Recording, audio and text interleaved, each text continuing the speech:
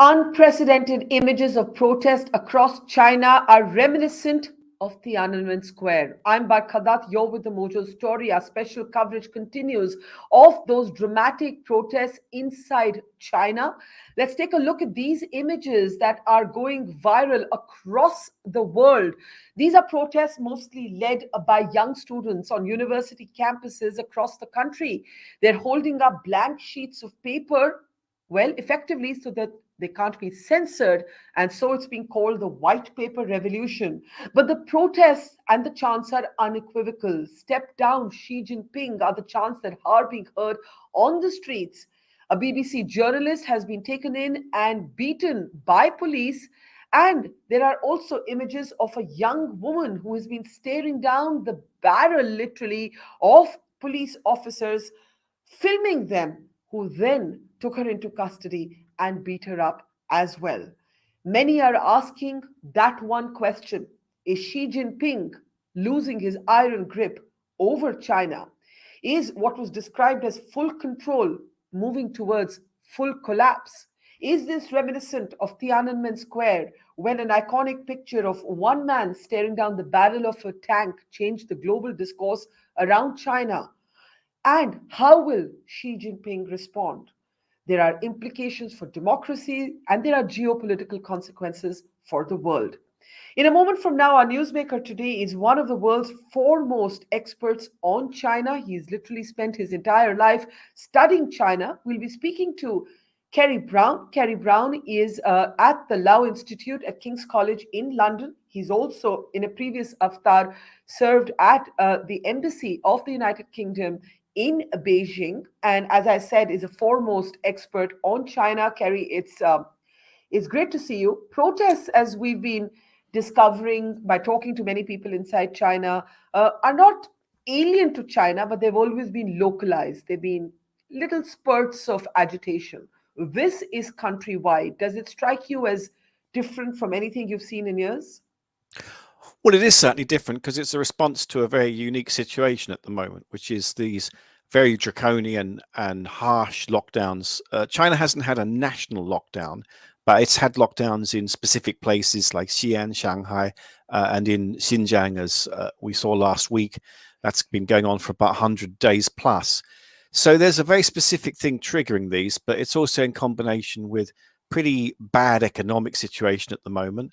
Unemployment is high, the growth is relatively low, and in China that's never a good thing, certainly in the last 40, 50 years. And then also the impact of the lockdowns on people means that they haven't had a furlough scheme, they don't have a lot of security. It's creating real problems in the housing market where confidence has gone, and that's where a lot of people's wealth is tied up. So this is a nasty combination, and I think we're seeing a great deal of frustration and anger, not just by students, but I think by citizens of some of the main cities. Now, is this agitation about COVID, or is COVID the ostensible pretext? Because remember, there has been an enormous amount of opacity over the origin of, the virus, how it actually leaked out to the rest of the world, over the actual number of deaths, and there have been severe questions about the efficacy of the China-made vaccine. Is this agitation about COVID, or is it about democracy?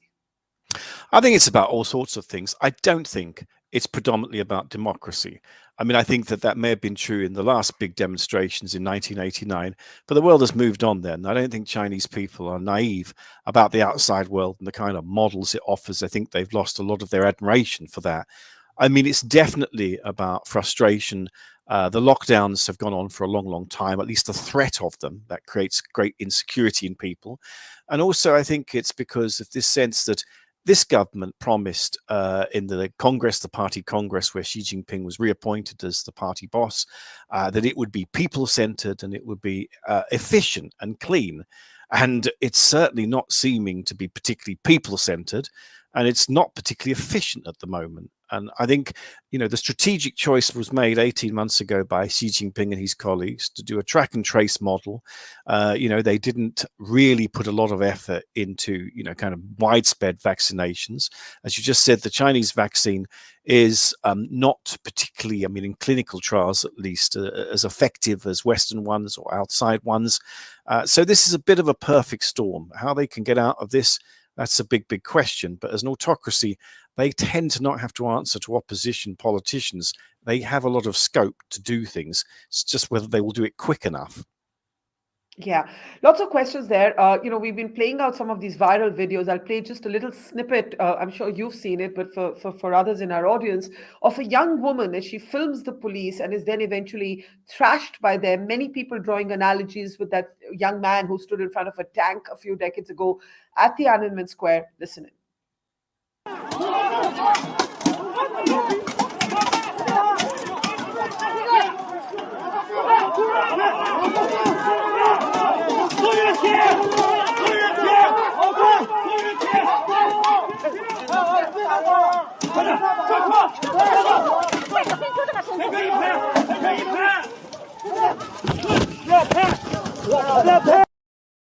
Now, Kerry, this young woman drew parallels, as have many other protesters, with that iconic image. Some of us are old enough to remember it, what happened at Tiananmen Square. I think we have that image somewhere if we can bring it up.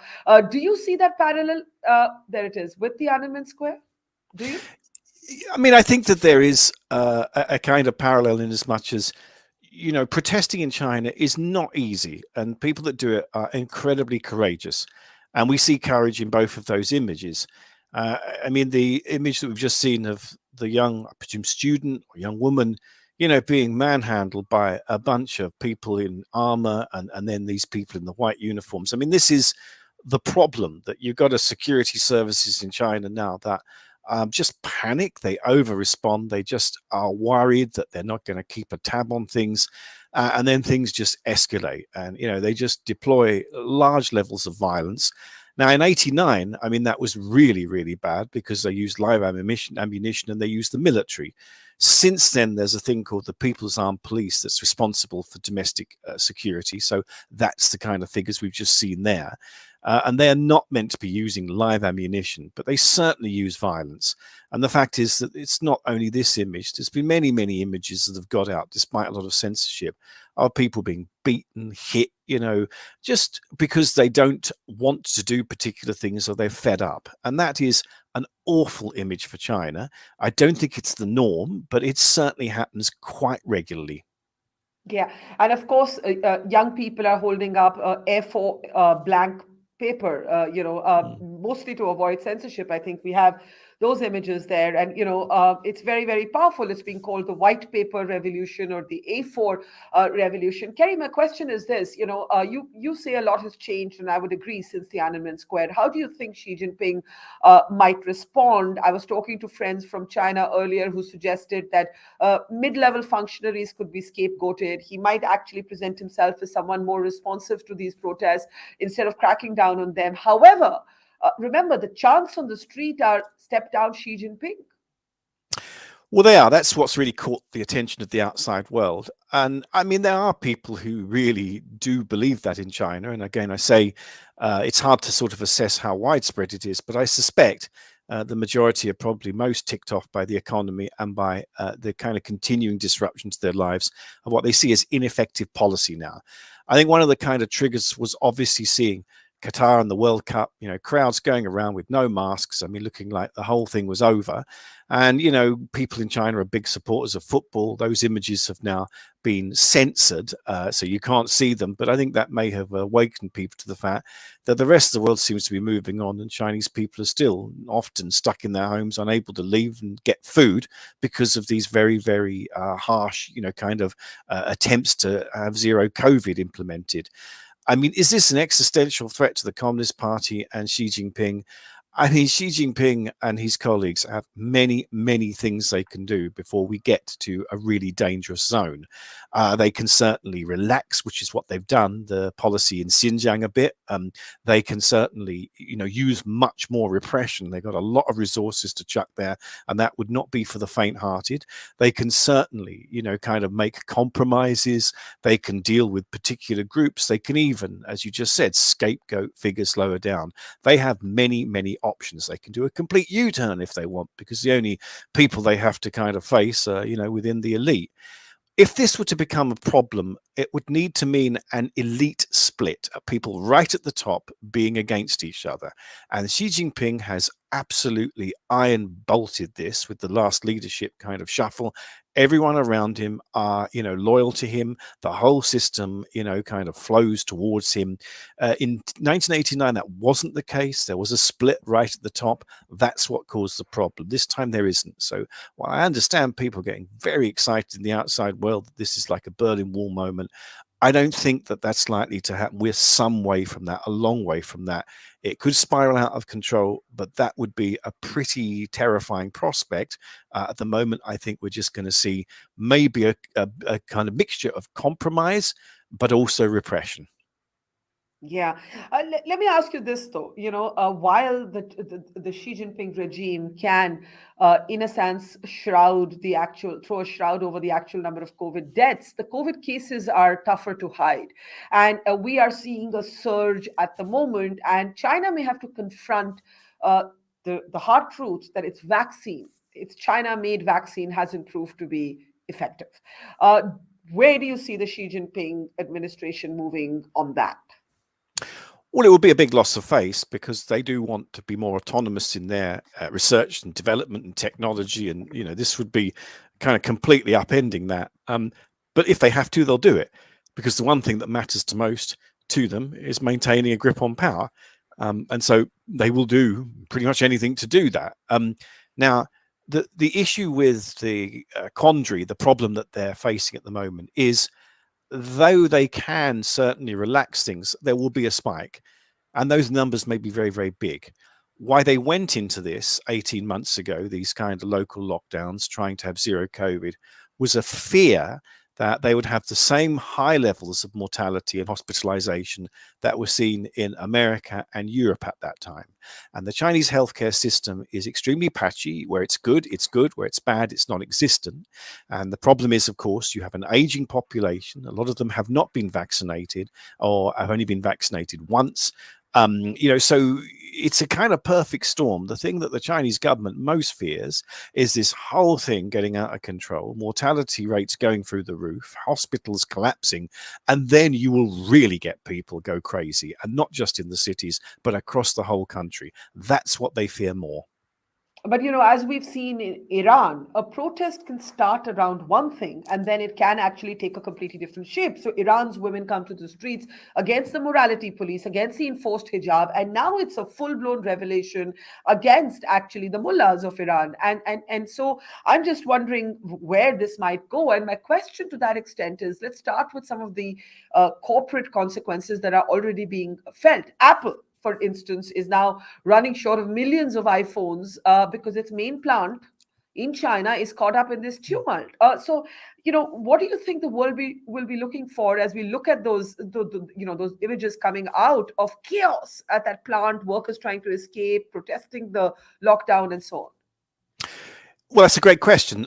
The world is now in a really tough economic situation coming out of the pandemic war by Russia against Ukraine. I mean, supply chains being compromised, energy, inflation, all of these things are very problematic. And on top of it, now we have China, kind of looking like it's going through a problem. So, when I see, people kind of quite sort of excited by the idea of these protests leading to some big change in China, I mean, I think they've got to kind of think with their brain rather than just through their heart. I mean, if China were to go through an era of significant contention where the Communist Party was challenged daily in this way, or even felled, I mean, that's, kind of not very likely, but it's, obviously the worst case scenario for the party is that happens, then the problem is that China's integration into the global economy is vaster by many times than Iran. And we will be seeing, an impact economically, an impact in supply chains, manufacturing. You've just mentioned Apple and Foxconn, the company that supplies a Yeah. lot of their goods. It would be an absolute, meteoritic kind of meteorite hit. And no one knows really what the pathway through that would be. The only thing I can say today is that it would have global implications. So, The so, so Chinese can I can I economy, can I, can I just yeah, interject briefly to say that though you think that the world is cheering on, much of the world rather is cheering on these protests, hoping for a tectonic shift in China, you're actually saying that any severe challenge to Xi Jinping and the administration at this time would mean bad news for the world because everyone's supply chains, economies, markets are in some ways linked to China. Yeah, I'm just stating a fact. I mean, in Yeah. 1989, the Chinese economy was 2% the size of the Chinese economy today. And that was disruptive enough. Can you imagine the impact of, kind of disruption in China on the rest of the world, particularly at the moment? I mean, look, no one would defend the Xi Jinping, levels of repression. What he has done is very contentious and very problematic. The problem is that there is now no alternative to his kind of leadership, or at least the party leadership. Now, it is possible that there may be figures around him who, want to see some kind of change. It's possible. I don't see it's very likely that it's possible. At that level, you might see modifications. But the problem is that this is a system which has made it almost impossible for there to be a plan B. Given that, Xi Jinping might be able to not make this a democracy debate or an inflection point, but he still has to tackle the COVID question. And beyond it being a loss of face in terms of the vaccine not working, what might he do? What are his options? Well, I think you've referred to one of them, and I mean, using more effective vaccines, increasing the vaccination levels. That's obviously pretty key. But more effective vaccines means he has to get them from other parts of the world. Yes. Yeah. In effect, I mean, that's, as I said, a big kind of, sort of compromise by China. But look, if they have to, I think they will. I mean, on top of that, though, you've also got to have an exit strategy. And that exit strategy has obviously got to be pretty fast. And that's really where I don't know what's going to happen because, I mean, I can see that it's clear this policy is not working. I mean, the Chinese government, they're not idiots. They will look at this and say, okay, we have got to do something different. The question is always in China, scale and speed, the Mhm. scale at which they do things and the speed. Now, they can certainly placate some of these places where there've been riots by, having a kind of relaxation. The problem is that seems to then reward, people rioting. So they don't want to do that too easily. What they can also do is communicate much more, much better, rather at the moment where they're just asserting that this is all stirred up by foreigners and it's, actually not a big deal. I mean, I think that they've got to change the way they speak. And finally, they have to give people a sense that there is going to be an exit route out of this, which is realistic, and that people can then say, okay, we can see an end to this. Because at the moment, I don't think people do see an end to it. And that's where you get the desperation and frustration. Right. And before we let you go, you've said you're urging commentators across the world, think with your heads, not your hearts. Don't over romanticize, overestimate this moment. There is no plan B to Xi Jinping. If there is no plan B, what should Xi Jinping be most worried about at this moment?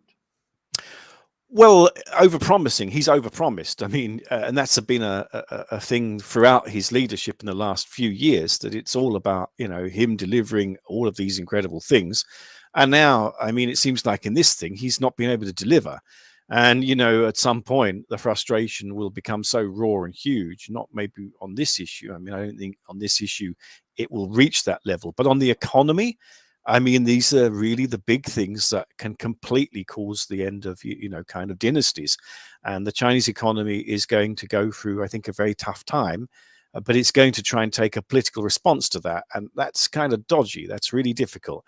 The Chinese economy at the moment is sluggish growth. It's going to be experiencing high unemployment, as I say, housing and all of these things, cost of living. It's all going to be the same as it is elsewhere.